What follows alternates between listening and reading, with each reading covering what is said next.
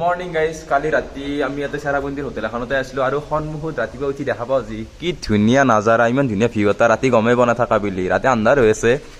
এইটো ৱাটাৰফল ৰুমৰ পৰা চেক আউট কৰি আহিলোঁ আৰু এতিয়া আমি যাই আছোঁ নহালিকা ৱাটাৰফল। তো তাতে লগ পাই আছোঁ বলক গাইজ। ইয়াতে এটা ভিউ পইণ্ট পালোঁ, বা কি ধুনীয়া লাগছে। মাৰখাম বেলিয়ান পুৰা ধুনীয়া, মানে য'তি যাওঁ তাতে ভিউ পইণ্ট, মানে এনেকুৱা এটা জাগা নাই য'ত ভিউ পইণ্ট নাই।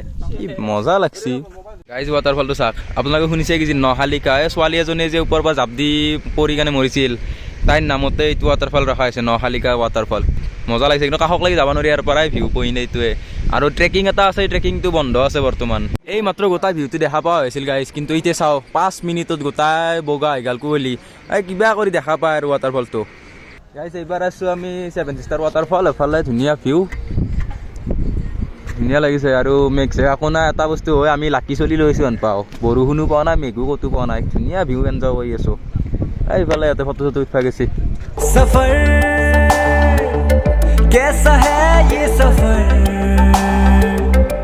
মোৰ মুখেৰে ক'বাৰ ভাষা নাই আৰু, বাপৰে বাপ কি ধুনীয়া লাগছি।